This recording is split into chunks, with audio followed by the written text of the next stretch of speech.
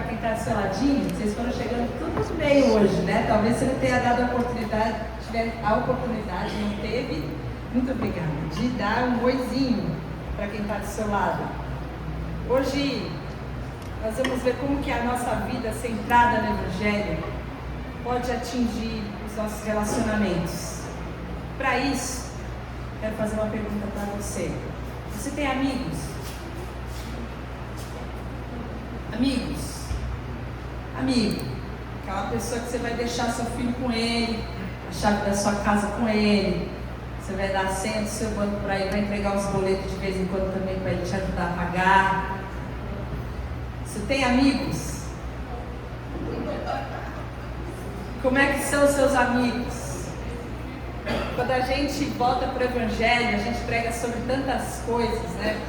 Às vezes dá uma saudade de fazer um estudo versículo por versículo num dos Evangelhos, porque é tão rico, é rico demais. A gente fica se alimentando de The Chosen, mas a Bíblia, ela tem uns detalhes que eles fazem em uma cena de 2 minutos, é muito rico. E eu queria ver com você hoje uma cena dessas, um momento desses, um momento em que Jesus faz um milagre, mas tem tantas lições preciosas da parte de Deus para nós. E eu quero convidar você a viajar para Cafarnaum junto comigo, se colocar nessa cena e permitir que o Espírito Santo fale também com você sobre algumas coisas que aconteceram nesse dia. Vamos orar.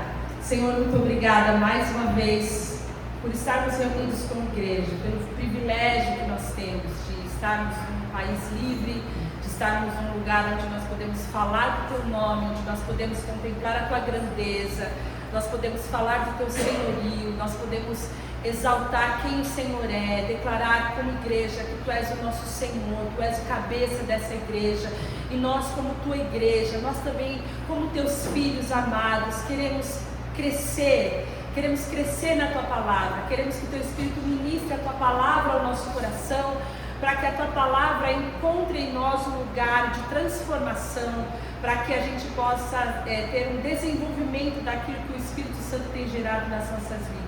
Por isso eu peço que o Senhor tenha a liberdade de agir em cada coração nessa manhã, no nome de Jesus. Quero ler um texto com você que está em Marcos 2, mas também você vai encontrar em Lucas 5 e também em Mateus 9. E eu vou ler no início Marcos 2, de 1 a 5, que fala o seguinte: poucos dias depois, tendo Jesus entrado novamente em Cafarnaum, ouviu-se falar que ele estava em casa. Então muitos se reuniram ali, de forma que não havia lugar nem à porta, e Jesus lhe pregava a palavra. Alguns homens vieram até Jesus trazendo um paralítico, carregado por 4 pessoas. Não podendo levá-lo até Jesus por causa da multidão, removeram parte da cobertura do lugar onde Jesus estava e pela abertura do teto baixaram a maca em que o paralítico estava deitado. Vendo a fé que eles tinham, Jesus disse ao paralítico: filho, os seus pecados estão perdoados. A gente encontra aqui nessa cena muitas pessoas, Jesus numa casa. Eu estou sem o controle, tá? A gente encontra aqui nessa cena Jesus numa casa e 4 amigos, 4 pessoas colocam um paralítico diante de Jesus. A casa estava cheia, não podia entrar, era lotado, hiperlotado. E nesse momento a gente encontra 4 pessoas que não aceitaram a limitação como destino. Eles não aceitaram a dificuldade como se fosse um impedimento, como se fosse um obstáculo. E mesmo as multidões, muito obrigada, as multidões impedindo que esse paralítico se chegue até Jesus, eles olharam e não aceitaram o não como resposta. Eles já tinham o não e eles subiram no telhado e abriram um caminho. E eu queria te fazer uma pergunta: você tem amigos assim, como esses 4? Você tem pessoas na sua vida que não mediam qualquer esforço diante da sua paralisia, diante quando você travar, quando você não tiver mais condições, eles vão dar um jeito de te levar até Cristo. Ou melhor, você é um amigo assim. O que é a amizade para você? Qual é o padrão de amizade que você tem? Porque existe um padrão de amizade, mas existem aqueles amigos do reino, amigos que são o sinal do reino onde eles estão plantados. E existem muitas lições que eu vejo nesse texto. A primeira delas é que Jesus estava numa casa. Jesus estava numa casa. Casa de quem? Tem gente que fala que a casa era a casa de Jesus. Mas você vai ver que Jesus fala que não tinha lugar para ele, não tinha nem onde reclinar a cabeça. Outros falam que era a casa de Pedro. Você vai ver em Marcos que diz que ele estava hospedado numa casa. Ou seja, era uma casa de alguém. Era uma casa que estava disponível, era uma casa que estava aberta. E nessa casa aberta, nessa casa onde Jesus estava, ele estava ensinando, estava pregando a palavra. Isso me fala sobre quantas pessoas vão ser atraídas quando Jesus está. Quando Jesus está, tem alegria. Quando Jesus está, Marcos vai dizer que tinha um poder tão grande Jesus, que muitas curas estavam acontecendo ali. Quando Jesus está, tem palavra habitando abundantemente no meio daqueles que estão cercados de Jesus. Quando Jesus está, tem algo poderoso, porque Jesus está ali. E a primeira coisa que a gente vê sobre essa casa é a disponibilidade. Havia uma disponibilidade, alguém dispôs a sua casa para que Jesus estivesse ali, e a presença de Jesus era marcada por cura, era marcada por inclusão, era marcada pela palavra, pelo ensino da palavra, e por mais e mais pessoas sendo atraídas. Em primeiro lugar, a igreja, nós, porque a igreja não sou eu, a igreja é sempre plural, a igreja é coletivo, nós somos um sinal dessa casa no mundo. Não são essas estruturas que são a igreja, são as pessoas que carregam o Cristo que são a igreja. Nós, como igreja, como irmãos, como uma expressão do membro, como membros do corpo de Cristo, quando estamos reunidos, Jesus deve estar entre nós. Quando estamos reunidos como irmão, a palavra de Deus deve habitar, deve ter ensino, deve ter salvação, deve ter cura, deve ter a presença do Senhor, e isso é que deve atrair as pessoas para perto de nós. E não só isso, mas também nós individualmente somos as pessoas que carregamos a presença do Senhor, e em nós deve habitar a palavra do Senhor, ao ponto de que, se as pessoas não têm condições de chegarem a uma estrutura, nós podemos levar as pessoas até Cristo. Mas a pergunta que mais me marcou é: será que, se fossem santos, você ia dizer para Jesus: Jesus, pode ser lá em casa, vamos lá para casa? Sabe que até o final dessa história vai ter uma varinha no teto, né? E às vezes a gente está tão preocupado com os nossos telhados, com a nossa casa, com a ordem, com a organização. A minha casa é pequena demais, não dá, não tem condições, ou então é grande demais, e a gente vai impedindo que algumas manifestações poderosas de Deus aconteçam, porque nós estamos mais preocupados com a estrutura do que com a presença. E apesar de nós sermos igreja, e apesar de nós termos a convicção da presença poderosa do Senhor nesse lugar, existem lugares que são também extremamente poderosos, que é a sua casa mesmo, lá no sofá da sua casa, sua cozinha, perto ali do seu fogão, quando seus irmãos, seus amigos estão com você, que tem liberdade, e às vezes a pessoa não tem força, não tem condições de entrar numa estrutura de uma igreja, mas elas podem ir na sua casa, e lá na sua casa elas podem encontrar Cristo. Então a primeira lição que eu vejo aqui, que Jesus pregou na sinagoga muitas vezes, mas Jesus também pregou no barquinho, ele também pregou no monte, ele também pregava em casa, é que nós precisamos romper com as nossas ideias de que a gente precisa levar os nossos amigos até uma determinada estrutura para que eles possam conhecer a Cristo. Não, a sua casa deve ser, em primeiro lugar, um lugar onde Cristo está, e onde Cristo pode ser apresentado. E esse é o grande milagre, o primeiro milagre que a gente vê aqui, que é o da disponibilidade. E a gente precisa estar disponível para que a nossa igreja esteja disponível, para que os nossos ajuntamentos estejam disponíveis e propícios para a presença do Senhor Jesus. E essa é a segunda pergunta: será que você está disponível para carregar Cristo e levar os seus amigos até a presença de Cristo? Será que o seu ambiente de amizade é um ambiente propício para que a palavra do Senhor seja conhecida, para que a palavra do Senhor seja ensinada, para que você seja essa carta viva? Porque quando Cristo está em nós, nós somos aqueles que vão atrair as pessoas para Cristo, para a sua palavra, para perdão, para salvação, para cura, e Cristo é conhecido. A segunda coisa que a gente vê é que o texto fala que eles souberam que Jesus estava na casa. Há uma possibilidade das pessoas começarem a perceber alguma coisa diferente na sua vida. A palavra de Deus também fala que nós estamos cercados de uma grande nuvem de testemunhos. Então a sua vida, quando vai sendo tocada pelo Evangelho, vai começando a sofrer grandes transformações, e você, como casa, como habitação do Espírito Santo de Deus, começa a ser um lugar também de reflexão, um lugar de ensino, um lugar de amor, um lugar de atração. E essa é também uma mensagem poderosa, porque as nossas atitudes estão sendo observadas, e isso diz também sobre a nossa disponibilidade, sobre sermos propícios, mas principalmente sobre qual é o testemunho que nós temos dado como cristãos, da presença de Deus em nós. Quem que as pessoas veem dentro da sua casa? O que as pessoas veem quando elas olham para você? E a segunda coisa que eu quero falar com você, sobre esses 4 amigos. Esses 4 amigos tiveram uma visão. Esses 4 amigos, eles decidiram que eles iam levar aquele paralítico até Jesus. Você vê que o texto não fala que são familiares, que provavelmente todo mundo já tinha desistido. Você sabe que aquele ambiente era um ambiente daquela cultura onde as pessoas entendiam que se os deficientes, as pessoas que carregavam alguma doença de nascença, estavam daquele jeito, é porque tinha algum pecado nele, alguma coisa ele fez. Se não fez, o pai dele fez. E as pessoas então que sofriam dessas deficiências, ao invés de serem incluídas, eram absolutamente excluídas. Elas não tinham qualquer tipo de utilidade. Elas eram colocadas à margem da sociedade.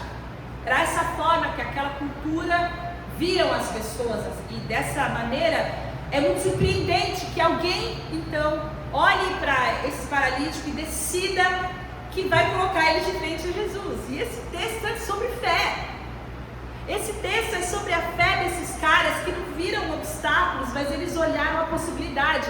Porque a fé não acontece quando você vê a porta aberta. A fé só acontece quando a porta é fechada. A fé não acontece quando você chega diante de um lugar e você tem um espaço para você sentar. E eu fiquei pensando, quanta gente foi embora aquele dia? Quantas pessoas desistiram quando souberam que Jesus estava indo para cá? Está cheio demais. Está muito complicado isso aqui hoje. Amanhã ele deve estar por aí, amanhã a gente volta. Mas esses caras não, eles não aceitaram o não como resposta. E a porta fechada é esse convite para que a gente possa manifestar a fé nas nossas vidas. Muitas portas fechadas, muitos lugares cheios, muitos bloqueios. E às vezes a gente sente que a nossa vida está assim também. A coisa parece que não acontece, que não vai. Está difícil chegar até Cristo, está difícil chegar até o milagre, está difícil chegar até a solução. E a gente vai se acovardando, e a gente vai indo embora, e a gente vai deixando as coisas pela metade. Coisas que a gente orou um dia, mas a gente parou de orar, porque vai que não era a vontade de Deus. Então eu parei de orar mesmo. Se Deus quisesse, eu já tinha respondido. E esse texto, a gente vê persistência, a gente vê fé, a gente vê perseverança. E se você prestar atenção, para que Deus possa realizar o milagre, eles tiveram que tirar uma parte do telhado. E às vezes na sua vida está acontecendo isso também. Você precisa agir em determinadas circunstâncias com fé, com persistências, com perseverança, para que você possa ver o milagre de Deus na sua vida. Quais são os telhados da casa da sua vida que precisam ser removidos para que você possa encontrar a solução que você está buscando? Mas tem algo mais sobre a fé desses caras que chamam também a atenção, que é que eles buscavam um significado na vida daquele rapaz, não da utilidade. Porque, como eu falei, existem pessoas que elas só são próximas quando elas são muitas. E essa é a infeliz realidade da nossa sociedade. Amizades oportunistas. Enquanto eu preciso de você e você precisa de mim, a gente está ok. Quando um dos dois já não precisa mais do outro, aí você pode descartar. Não está me fazendo bem. Isso é muito pesada, está sempre cheio de problemas. E a gente vai descartando e deixando as pessoas pelo meio do caminho. Esses caras aqui, quando olharam para um paralítico que não tinha absolutamente nada para oferecer, eles tinham uma paralisia e uma maca. Eles falaram, ele tem uma importância para nós. E a amizade, uma amizade quando você tem Cristo reinando na sua vida, no seu coração, não pode ser sobre utilidade. A palavra de Deus fala que existem amigos que são mais chegados do que irmãos. E a amizade, de acordo com o propósito de Deus, é essa amizade onde você se torna significante na vida de outras pessoas. E esse sujeito teve a honra e a bênção de terem 4 pessoas que estão buscando uma cura que nem mesmo ele queria mais. Quando a gente olha para a nossa sociedade, a gente vê que a gente vive uma sociedade onde os homens já são amantes de si mesmos, as pessoas descartam umas outras. A gente tem muitos índices que mostram o desprezo, o descaso que a nossa cultura tem com os idosos, por exemplo, onde eles estão enchendo, estourando as capacidades das casas de idosos, porque eles não têm honra por aqueles que um dia cuidaram, deram as suas vidas pelos seus filhos, pelos seus pais. Não há honra, não há respeito. Quando ele já não é mais útil para mim, eu me descarto, eu me desfaço dele.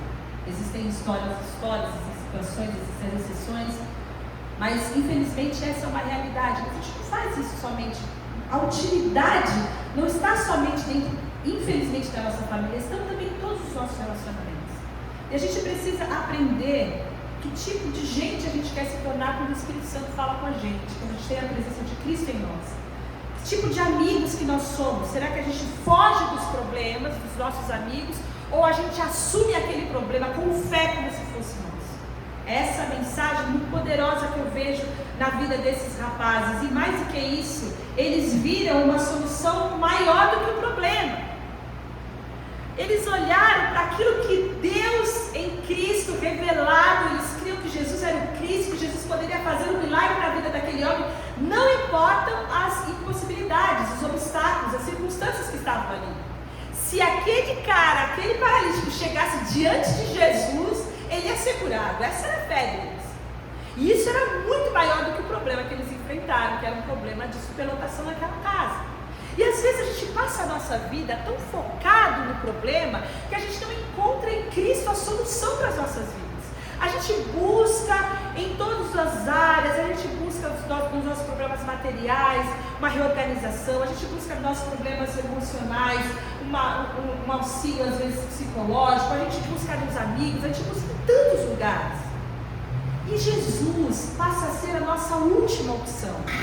Na vida desses homens, eles olharam para Jesus e sabiam que se aquele homem, aquele paralítico estivesse diante de Jesus, ele encontraria a cura. E nós precisamos saber que quem olha para Deus vê solução, mas quem olha para si mesmo vê apenas as impossibilidades. E eu amo um texto bíblico que fala: eu elevo os meus olhos para os montes, de onde é que vem o meu socorro? O meu socorro vem do Senhor que fez os céus e a terra. A gente vive tão ensimesmado, olhando para nosso umbigo, para nossa dor, para o nosso problema, e às vezes a única coisa que a gente precisa fazer é elevar os nossos olhos para um lugar maior, de um Deus Criador todo-poderoso, amoroso, fiel, um Deus que é um Deus conselheiro, que pode nos auxiliar em todas as nossas situações, porque dele é que vai vir o socorro para as nossas vidas. E Jesus sabia que eles estavam lá, eles não levaram o amigo até a casa, mas eles levaram o amigo até Jesus. Eles levaram o amigo até Cristo. E às vezes a gente se desdobra de tentar trazer um amigo na igreja, de tentar levar um amigo num congresso, de tentar levar, mas a gente precisa levar os nossos amigos até Cristo. Cristo é a solução para os problemas dos nossos amigos. Cristo é a solução para aqueles que estão precisando andar e prosseguir, estão travados na vida, estão paralisados, estão sem fé, estão sem esperança. E quantos telhados da nossa vida nós precisamos tirar até que os nossos amigos estejam diante de Jesus? Quantas camadas nós precisamos tirar de nós para que os nossos amigos possam ver Cristo em nós, quem nós somos? E qual é o amor que nós temos pelos nossos amigos? Nós cantamos aqui que Cristo vai encher o nosso coração de um amor que pode mudar o mundo. É esse amor que vai mudar o mundo. É um amor prático, é um amor de ação, é um amor de revelar Cristo. E nós precisamos ter essa visão do reino para que a gente não limite a presença de Cristo às pessoas que efetivamente precisam. 4 amigos. Será que você é um deles? 4 amigos que estavam dispostos a fazer com que seus outros amigos, que pode ser que não fossem vistos como muito úteis, mas eram extremamente importantes e significativos para eles, tivessem em Cristo a solução para os seus problemas. E aí eles tiraram parte do telhado e colocaram o paralítico diante de Jesus. E a coisa mais linda que a gente vê nesse texto, ainda sobre esses amigos, é que Jesus não viu a fé daquele paralítico. O texto bíblico fala que Jesus veio na fé desses caras. Jesus veio na fé desses amigos. Ele foi e falou para aquele paralítico: perdoados estão os seus pecados. Isso é maravilhoso, porque nós precisamos olhar para os nossos amigos com fé. Quantos amigos você falou? Esse daí não vai querer Cristo nunca. Isso aqui jamais. Sabe no que ele está metido? Vou te contar o que ele está metido. Esse daqui nunca vai conhecer Jesus. Sabe o que te falta? Fé. Falta fé. Você precisa olhar para seus amigos com fé. Não importa aquilo que eles declaram com a boca deles, não importa a vida que eles vivem, não importa no que eles estão metidos. Jesus é poderoso para olhar para qualquer pessoa e falar: perdoados estão os teus pecados. E esse é o primeiro e maior milagre, o grande milagre que pode acontecer na vida de qualquer outra pessoa. Mas nós precisamos ter fé. E às vezes nós não nos movimentamos em favor, em amor, com graça, com autoridade em função dos nossos amigos, porque nós não temos fé. E essa é uma mensagem para aqueles que querem ser um sinal do reino de Deus, que querem ter uma vida centrada no Evangelho. Você precisa viver com fé. Os seus relacionamentos precisam de fé. Você precisa olhar para os seus amigos e entender que Deus é poderoso para transformar a circunstância deles. Por quê? Porque o autor da vida olhou para aquele paralítico e o texto fala que ele disse: filho, perdoados estão os seus pecados. Mas, diz o versículo 10 e o 11, nós pulamos do 5 para o 10 e o 11, mas para que vocês saibam que o Filho do Homem tem na terra autoridade para perdoar os pecados, disse então ao paralítico: eu digo a você, levante-se, pegue a sua maca e vá para a sua casa. Estou lendo Marcos 2, 5 e 10 e 11. Jesus salva primeiro e depois ele cura. Isso também é algo muito significativo. Porque por mais que as pessoas se acheguem até a Cristo porque elas precisam de coisas, eu vou lá na tua igreja, porque meu filho está doente. Eu vou lá na tua igreja, tá? Porque o pau está quebrando lá em casa, meu casamento está com um fio. Eu vou lá na tua igreja, vamos fazer uma oração lá. Eu vou lá na tua igreja porque eu estou muito deprimido, estou passando por uns problemas de ansiedade, estou tomando uns remédios, o negócio não está funcionando, eu preciso de ajuda. Eu vou lá na tua igreja porque eu preciso de uma porta de emprego, olha, eu estou desempregado, eu preciso que vocês olhem por mim. E quantas orações, pedidos de oração a gente recebe por amigos assim? Quantos? Pessoas que estão realmente precisando dessas orações. Só que o real problema do homem não são esses problemas. O maior problema do homem é que ele é um pecador sem Cristo. O maior problema do homem é que ele tem uma eternidade para decidir. Se ele decide que ele vai ter a Cristo e declarar a Cristo como Senhor da sua vida e viver como um servo obediente de Deus, obedecendo a sua palavra, ou se ele vai querer viver de acordo com a sua própria cabeça e vai renunciar à salvação que está em Cristo. Essa é a maior e a principal escolha que cada um de nós precisa fazer. E às vezes a gente acha que o maior problema dos nossos amigos é que o filho dele está doente. E não é. E Jesus revela isso aqui, quando ele fala: filho, os teus pecados são perdoados. O que nos deixa distante de Deus e que nos afasta da sua presença não são nossos erros, os nossos acertos, mas a falta de consciência que a nossa vida só vai ser transformada a partir do nosso relacionamento com Jesus. A maior transformação é que nós precisamos dele e que nós queremos a presença dele na nossa vida, e a gente precisa romper com a nossa condição de pecadores. Não é sobre o que a gente faz ou a gente deixa de fazer, é sobre uma condição que todo ser humano tem, herdada do Adão. Nós somos pecadores por natureza, e para que a gente possa viver um relacionamento com Deus, nós precisamos reconhecer em Cristo o nosso Senhor e o nosso Salvador.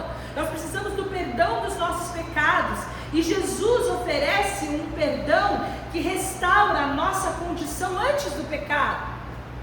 Jesus oferece um perdão que de pecadores nós nos tornamos filhos, que de uma imagem degenerada, uma imagem corrompida por causa do pecado, agora em Cristo nós somos elevados à condição de herdeiros de Deus e co-herdeiros em Cristo Jesus. Nós somos a imagem e semelhança de Cristo Jesus, e essa imagem começa a ser refeita pela ação do Espírito Santo em nós. Essa é a grande e maior ação misericordiosa de Deus em nosso favor. E é isso que nós precisamos entender, que Jesus salva primeiro, porque para Ele o que importa é a eternidade. Jesus, vendo a fé deles, disse: homem, os teus pecados te são perdoados. Pode ser que a gente estivesse muito mais preocupado na nossa vida, na nossa jornada, com os problemas físicos e materiais que nossos amigos e as pessoas têm.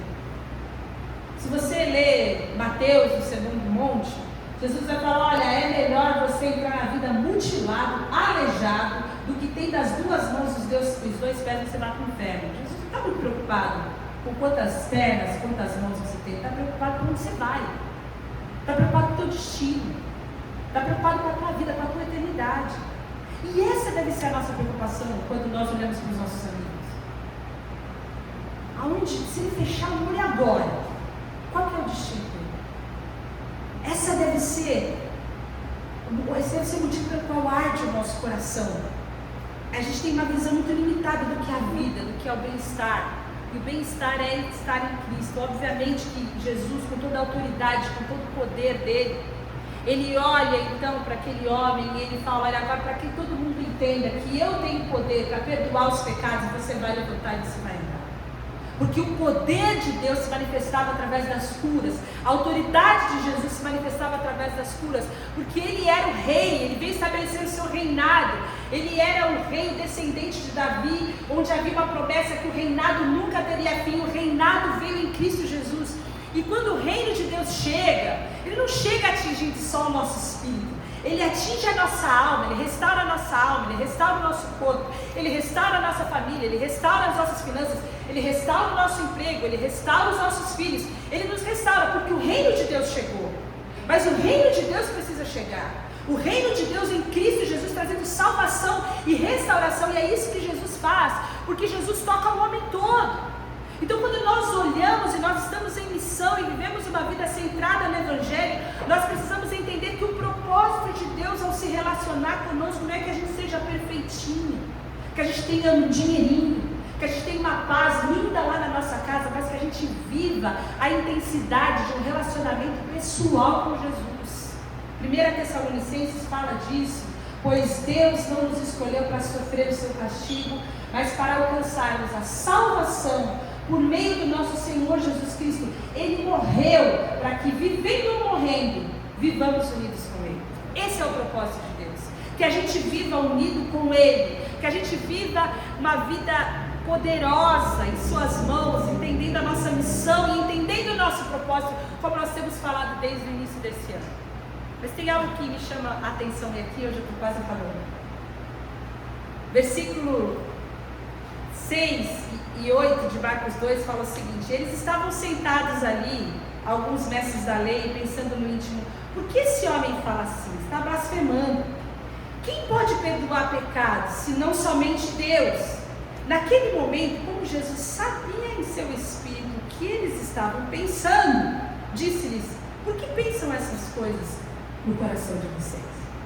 Quando você abre em Marcos, você vai ver que no começo dessa história, Marcos já fala o seguinte: olha, os mestres, os doutores, os fariseus estavam sentados lá, a turma estava lá, a torcida estava lá, os espectadores estavam lá. E eles eram os antagonistas, eles eram os inimigos do rei Jesus aqui na terra.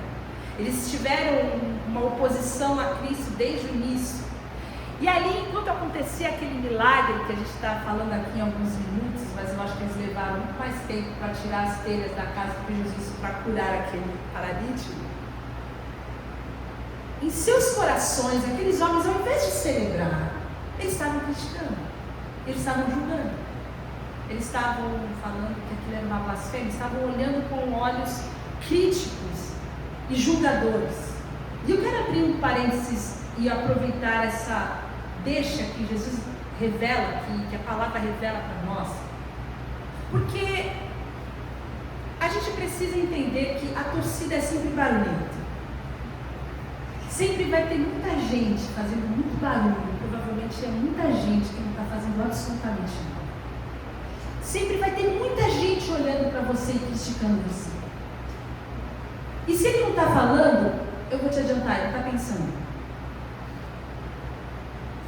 E a gente precisa parar com essa nossa mania de tentar agradar todo mundo, porque Jesus não agradou todo mundo. Nem Jesus era unanimidade. A gente às vezes se desfaz para tentar atrair das pessoas essa aprovação. A gente não vai conseguir. A gente tenta ser bonzinho, a gente quer ter amigos. Isso não fala sobre quem Jesus era, mas fala sobre quem os fariseus eram. Então a gente precisa entender isso no nosso coração de uma vez por todas. A torcida é sempre barulhenta. Vai ter sempre alguém para te criticar. Vai ter sempre alguém sentado lá em cima que não está jogando, vai falar que está errado, isso daí não está bom, isso aí eu faria melhor, isso daí... Vai ter sempre alguém para te criticar. E a gente precisa entender que essas pessoas que estão criticando são as pessoas que não têm nenhum comprometimento com a ação de Deus e aquilo que Deus está fazendo na sua vida e através da sua vida. Os críticos sempre vão estar ali. Se você tem muitos amigos, se você não tem ninguém falando mal de você, se você não tem ninguém criticando você, provavelmente você é falso. E talvez o fariseu seja você. Mas se você estiver vivendo uma vida de verdade, você vai ver que vai ser sempre alguém que não gosta muito de você, não vai muito com a sua cara e faz parte, porque Jesus também passou por isso. E a última lição que a gente vê aqui, de todas essas lições maravilhosas, é sobre o paralítico. Porque até então, o nome dele só aparece aqui, mas Jesus olha para ele, Jesus cura esse homem. O texto fala para ele, que Jesus fala, levante-se, tome a sua cama e vai para sua casa. Eu vou ler o texto para vocês, 24 e 26. Mas para que vocês saibam que o Filho do Homem tem na terra autoridade para perdoar os pecados, disse então ao paralítico, eu digo a você, levante-se, pegue a sua maca e vá para sua casa. Imediatamente ele levantou diante de todos, pegou a maca em que estivera deitado, foi para casa glorificando a Deus, e todos ficaram admirados e glorificavam a Deus. Estavam cheios de temor e diziam, hoje vimos coisas extraordinárias. Isso é maravilhoso. O efeito da presença de Jesus na vida daquele paralítico, ele foi curado. Um homem que a história não fala se ele era um paralítico de nascença, mas ele estava ali há muito tempo. E Jesus fala para ele, leva a tua maca. E por que ele tinha que levar a cama dele, como você vai ver aqui nas instruções? Por que ele tinha que carregar aquela cama dele? A cama dele era a história dele. A cama dele era parte de tudo aquilo que ele viveu até o momento em que ele encontrou Cristo. E o que acontecia é que quando ele passava com aquela cama glorificando a Deus, as outras pessoas que o viam glorificavam a Deus também. Conforme ele levava a sua história, conforme ele carregava a sua história, conforme ele carregava aquilo que marcou a sua vida, as outras pessoas viam que Cristo agiu de maneira poderosa na vida dele. Agora ele era um homem que não estava deitado na cama, mas ele podia carregar a sua própria cama. E todos nós temos uma história. Todos nós temos as nossas camas. Todos nós temos os nossos traumas.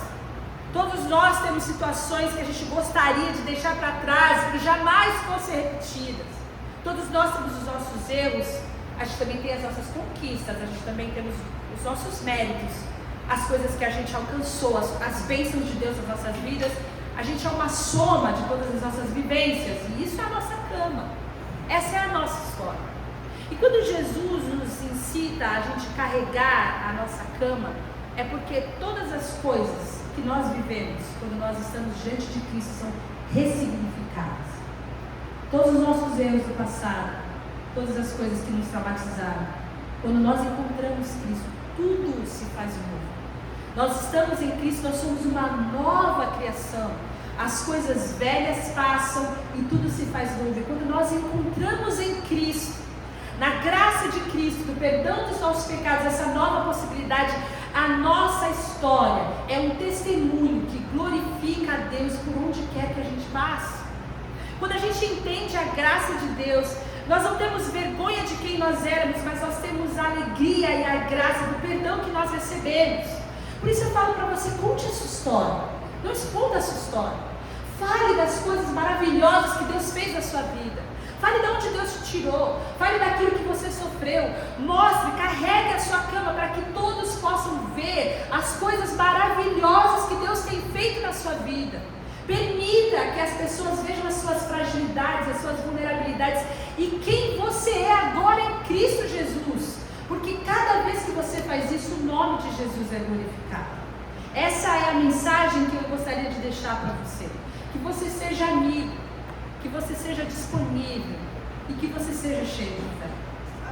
Que você seja uma pessoa disposta a amar. Esse amor que transforma o mundo. Nós somos missionais. A igreja missional é aquela que leva Jesus ao mundo. Você não precisa sair daqui para ir para a África, você não precisa sair daqui para ir para os lugares não atingidos. Você pode, nós abençoaremos você se Deus te chamar, mas você pode ser um sinal do reino ali onde você está. Você pode ser uma casa disponível, aberta, que ensina as palavras de Jesus. Você pode ser um lugar de cura. Você pode ser um amigo que carrega. Você pode carregar, é fácil, carregar não é fácil. A palavra fala, não se cansa de fazer o bem, porque cansa, carregar cansa. Mas eu tenho uma boa notícia, quando esse seu amigo encontrar Cristo, você nunca mais vai carregar ele, porque ele vai ser curado, ele vai ser restaurado, ele vai ter o perdão dos pecados dele, ele também vai ser uma nova criação. Comprometa-se. Talvez você só está aqui, nessa manhã, porque alguém orou por você. Talvez você só esteja aqui, nessa manhã, porque alguém carregou você. Alguém foi casa disponível para revelar Cristo onde você estava. E você precisa responder a esse comprometimento com esse mesmo amor, com essa mesma devoção. Que esse amor seja capaz de transformar o ambiente onde você está. Que as pessoas vejam Jesus em você. Que você seja a pessoa não preocupada com o que os outros vão pensar. Se agora eu começar a falar de Jesus, eles vão pensar no coração deles, eles vão criticar. Mas você tem um comprometimento. Leve Cristo, leve o amor de Jesus, esteja em missão, porque isso também faz parte do nosso propósito.